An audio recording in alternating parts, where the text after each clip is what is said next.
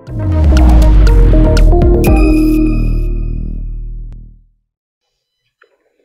pagi, Assalamualaikum warahmatullahi wabarakatuh.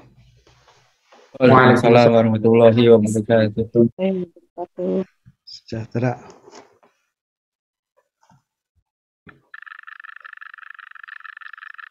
Pagi ini kita akan membicarakan beberapa topik.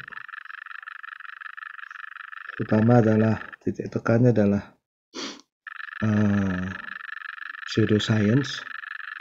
Case yang akan diambil salah satunya adalah AI, artificial intelligence. Sebenarnya ini nanti juga berlaku untuk data science ya, karena mirip. Dan ada dua filsuf yang akan banyak kita kutip hari ini, yaitu Imre Lakatos, salah satu murid yang sangat cerdas, kalau tidak dibilang paling cerdas ya, dari Karl Popper, namun meninggal mendahului Karl Popper.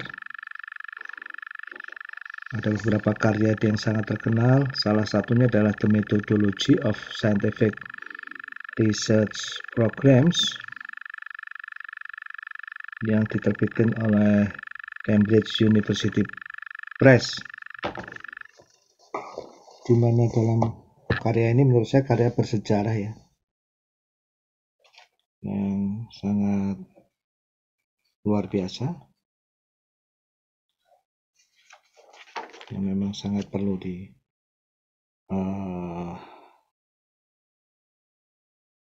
pelajari ya. Ini diterbitkan tahun 1978.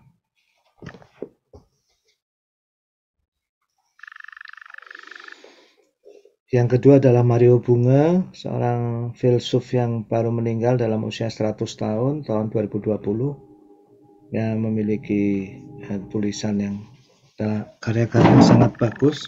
Salah satunya nanti yang akan kita kutip yang membuat lebih enak, lebih jelas, paling enggak merupakan satu kemajuan utama dalam menganalisa sebuah sains itu termasuk pseudoscience atau tidak.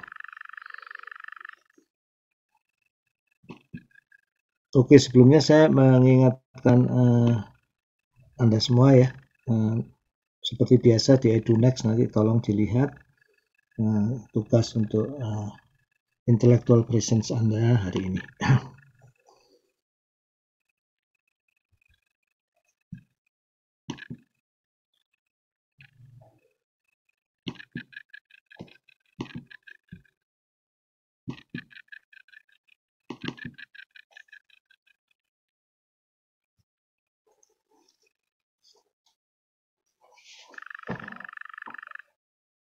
Jadi sebuah studi dari Cambridge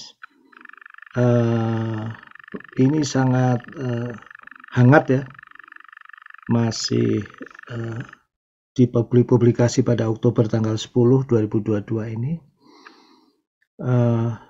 menyatakan bahwa ada sebuah AI yang digunakan untuk rekrutmen. Jadi AI ini sebetulnya ditujukan untuk anti-discrimination AI for recruitment ya. Tujuannya sangat mulia, sangat baik untuk anti-diskriminasi itu, tapi menurut University of Cambridge itu dinyatakan sebagai pseudoscience ya.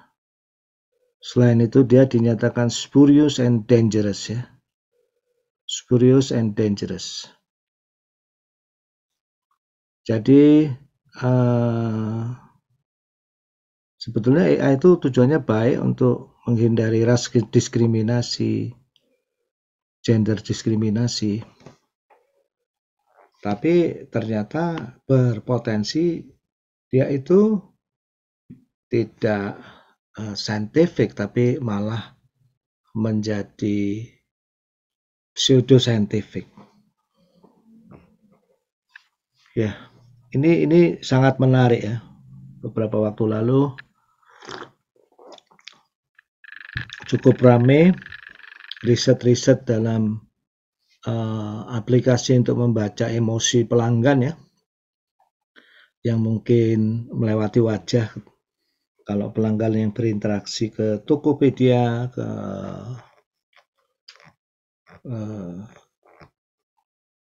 berbagai e-commerce ya, Tokopedia, Shopee, whatever ya, Bukalapak dan lain-lain, itu wajahnya ditangkap oleh kamera, kemudian emosi-emosinya dianalisis ya.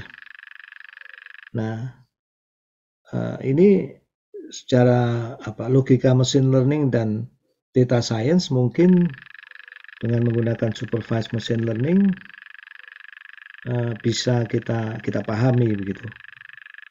Tapi apakah penerapan AI seperti itu tuh suatu yang scientific atau pseudo scientific, itu persoalan lain.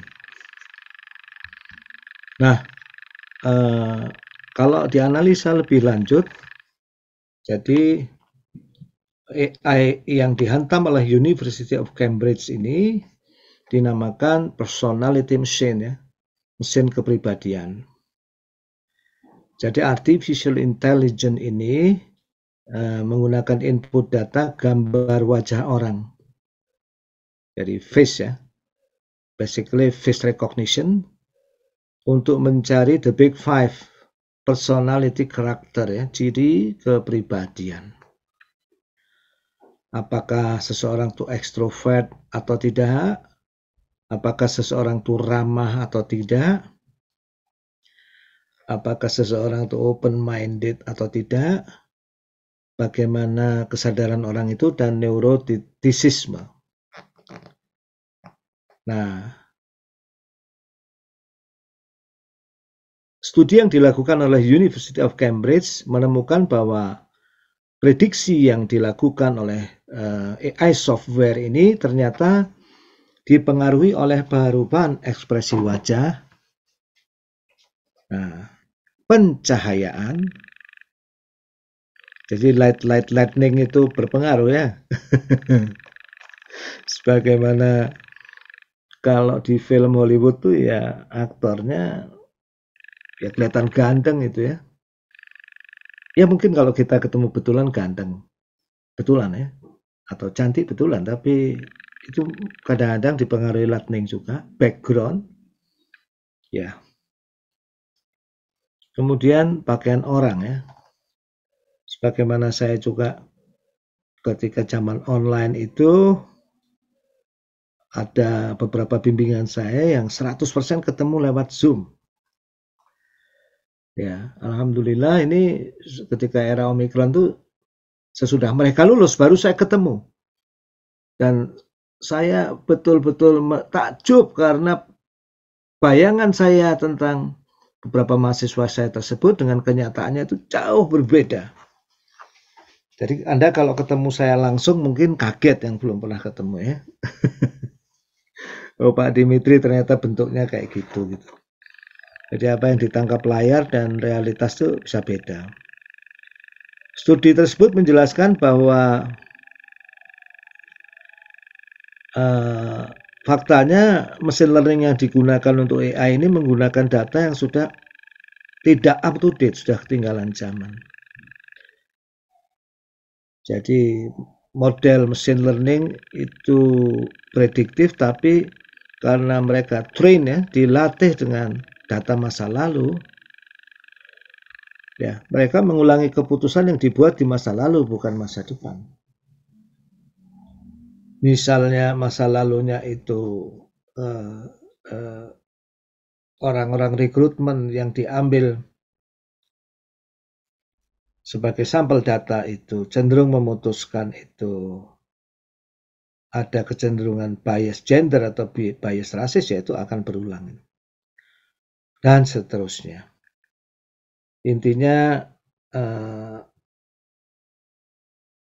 salah satu mesin learning yang mungkin sedang banyak dikejar orang saat ini ya, personality mesin pembaca emosi. Misalnya menentukan kepuasan pelanggan ya. Kalau sekarang kan 5 star dan lain-lain kita ngisi gitu. Tapi nanti itu mungkin di cross check juga dengan wajahnya dan disimpulkan. Nah, itu hati-hati ya. How to guarantee this kind of approaches ya. Pendekatan-pendekatan dan metode seperti ini scientific dan bukan pseudoscience, bukan utak-atik data, ya.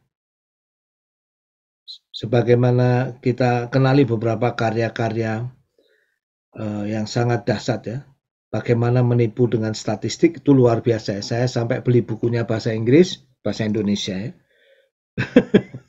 saking gilanya itu bagaimana menampilkan statistik yang bisa menipu ya. Jadi statistik itu tujuannya sebetulnya untuk mendekatkan diri kita pada realitas, kebenaran, tapi dia sebetulnya bisa digunakan untuk menipu juga gitu.